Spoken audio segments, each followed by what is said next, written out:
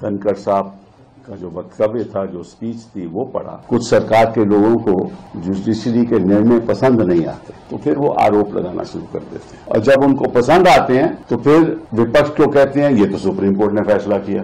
कोई सवाल उठाए 370 पे तो ये तो सुप्रीम कोर्ट का फैसला था। राम जन्मभूमि की जजमेंट पे सवाल आए तो ये तो सुप्रीम कोर्ट का फैसला था। और अगर हाल ही में जस्टिस पारदेवाला की जजमेंट आई तो ये कैसे सुप्रीम कोर्ट कर सकती है।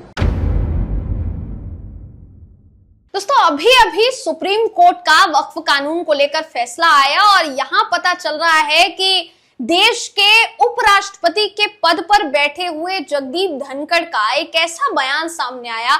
सुप्रीम कोर्ट से वो सवाल कर रहे हैं और वो कह रहे हैं कि न्यायपालिका का हस्तक्षेप विधायिका और किसी भी तरीके से कार्यपालिका में नहीं होना चाहिए। ये पहली दफा नहीं है जब जगदीप धनखड़ का इस तरीके का बयान सुप्रीम कोर्ट को लेकर सामने आया हो। सुप्रीम कोर्ट को लेकर यही बयान या ऐसा ही इनडायरेक्टली बयान जो है इससे पहले किरण रिजिजू भी दे चुके हैं।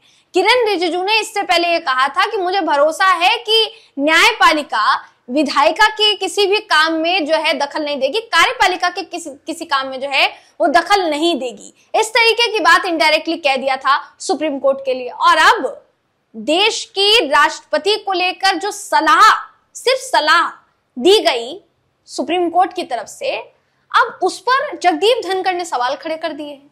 कहा क्या है ये आखिर तक जब आप ये वीडियो देखेंगे तो आपको समझ में आएगा, तो आखिर तक इस वीडियो को आप जरूर देखिएगा। नमस्कार, मेरा नाम है जयंती झा और आप देख रहे हैं टीवी 10 भारत। दोस्तों, जगदीप धनखड़ देश के उपराष्ट्रपति हैं। इन्होंने अक्सर अपने बयान के जरिए सुप्रीम कोर्ट पर सवाल खड़े किए। एक बार फिर से ये सुप्रीम कोर्ट पर सवाल खड़े करते हुए नजर आए हैं। इन्होंने ये कहा है कि राष्ट्रपति को न्यायपालिका निर्देश नहीं दे सकती। अनुच्छेद 142 को परमाणु मिसाइल की तरह इस्तेमाल किया जा रहा है। ये इतना बड़ा बयान जगदीप धनखड़ ने दिया है।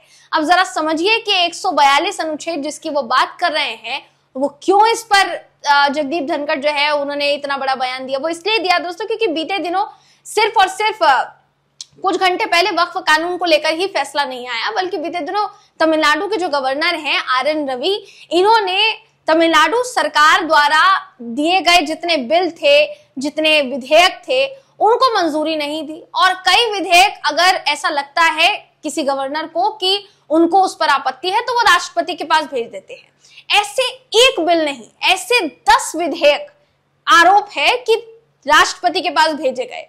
और राष्ट्रपति के पास अगर किसी विधेयक को भेजा जाता है तो जाहिर तौर पर उसमें समय लगता है। वो इजीली इतनी जल्दी उस पर मोहर नहीं लगती, क्योंकि फिर उसको लटकाने के लिए क्या किया जाता है, सरकार से मशवरा लिया जाएगा, सरकार की समिति से मशवरा लिया जाएगा, मंत्रियों से मशवरा लिया जाएगा, उसके बाद जाकर जो है फैसला सुनाया जाएगा। तो कहीं ना कहीं ये एक टकराव की स्थिति पैदा करता है केंद्र सरकार द्वारा जारी एक प्रोसीजर के बीच में और राज्य सरकार द्वारा जारी एक प्रोसीजर के बीच में। इसमें बीच में लटकती कौन है? बीच में लटकती है जनता। अब वक्फ कानून को लेकर अभी कुछ ही घंटों पहले एक फैसला दिया सुप्रीम कोर्ट ने, और यह फैसला अगली सुनवाई तक के लिए दिया गया। फैसले में क्या कहा गया? आदेश दिया गया कि जब तक अगली सुनवाई नहीं आ जाती तब तक जितने भी कानून, जो संशोधित कानून है, जो केंद्र सरकार ने वक्फ कानून में संशोधन किए हैं, उन कुछ पॉइंट्स पर रोक लगा दी गई। जिसमें से एक सबसे बड़ा पॉइंट यह भी था कि वक्फ बॉडी के अंतर्गत किसी भी गैर मुस्लिम की नियुक्ति जो है वो नहीं होगी, क्योंकि नए कानून में यही दायर था कि गैर मुस्लिम की नियुक्ति भी जो है 1 की संख्या में या 2 की संख्या में इस बोर्ड में की जा सकती है। अब सुप्रीम कोर्ट ने इस पर रोक लगा दी। इसके अलावा डीड को लेकर भी जो है सुप्रीम कोर्ट ने निर्देश दिया। सुप्रीम कोर्ट को यह भरोसा दिलाया केंद्र सरकार ने कि किसी भी तरीके से इसमें हम तब तक कोई निर्णय नहीं लेंगे, फैसला नहीं लेंगे जब तक अगली सुनवाई से पहले हम अपना जवाब जो है वो दाखिल नहीं कर देते। तो जवाब के लिए समय मांगा सुप्रीम कोर्ट से। सुप्रीम कोर्ट ने समय जो है वो दे दिया, 7 दिन का वक्त दिया सुप्रीम कोर्ट ने। अब वो समय ले लिया केंद्र सरकार ने। केंद्र सरकार उसका जवाब देती उससे पहले जगदीप धनखड़ का बयान सामने आ गया। जगदीप धनखड़ के इस बयान को लेकर बहुत सारी टिप्पणियां, बहुत सारी प्रतिक्रियाएं जो है वो सामने आ रही हैं।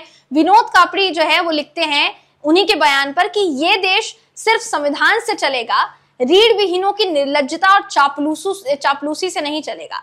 ये कहना है विनोद कापड़ी का। इसके अलावा बात की जाए अगर कपिल सिब्बल की। कपिल सिब्बल जो मामले में, वक्फ कानून के मामले में भी वकील के तौर पर भूमिका निभा रहे थे और कई मामलों में वकील के तौर पर वो भूमिका जो है, सुप्रीम कोर्ट के वकील हैं, दिग्गज वकील हैं, सांसद हैं, उनकी तरफ से भी जो है बयान दिया गया और उनकी तरफ से ये कहा गया कि मैं चकित हूं जगदीप धनखड़ का यह बयान सुनकर, क्योंकि उनकी तरफ से अनुच्छेद 142 को परमाणु मिसाइल के तौर पर रिप्रेजेंट किया जाएगा, ये मैंने बिल्कुल भी नहीं सोचा था।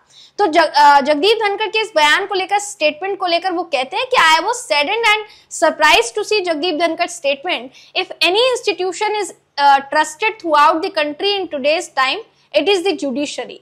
When some government people do not like the decisions of the judiciary, they start accusing it of crossing its limits. Does he know that the constitution has given the right of article 142 to Supreme Court to give complete justice? The president is only a titular head. The president acts on the authority and advice of the cabinet. The president has no personal right of their own. Jagdeep Dhankar should know this. ये कपिल सिब्बल ने कहा। कपिल सिब्बल का ये कहना है साफ साफ कि वो सवाल उठा रहे हैं जुडिशरी पर, वो सवाल उठा रहे हैं कानून पर। कुछ सरकार से जुड़े ऐसे लोग हैं जिनको सुप्रीम कोर्ट द्वारा या जुडिशरी द्वारा जब लिए गए फैसलों पर आपत्ति होती है तो वो सुप्रीम कोर्ट पर सवाल खड़े करने शुरू कर देते हैं। जब उनको पसंद नहीं आता वो फैसला, वो सुप्रीम कोर्ट पर सवाल खड़े करने शुरू कर देते हैं और उनका निशाना जो है, इशारा जो है, वो एक तरीके से देखा जाए दोस्तों तो कुछ हाल ही के सुप्रीम कोर्ट द्वारा दिए गए निर्णयों पर हो सकता था। कुल मिलाकर ये कहा जा सकता है कि फिलहाल जगदीप धनखड़ के बयान पर बवाल हो गया है और जैसे ही कुछ घंटों पहले वक्फ कानून पर फैसला आया, जगदीप धनखड़ का आने वाला तुरंत जो बयान है वो कई तरीके के सवाल खड़े कर रहा है। आप इन सवालों पर क्या सोचते हैं, आपकी क्या राय है, कमेंट करके जरूर बताइएगा। अगली वीडियो में मैं आपसे फिर मिलूंगी, तब तक के लिए नमस्कार।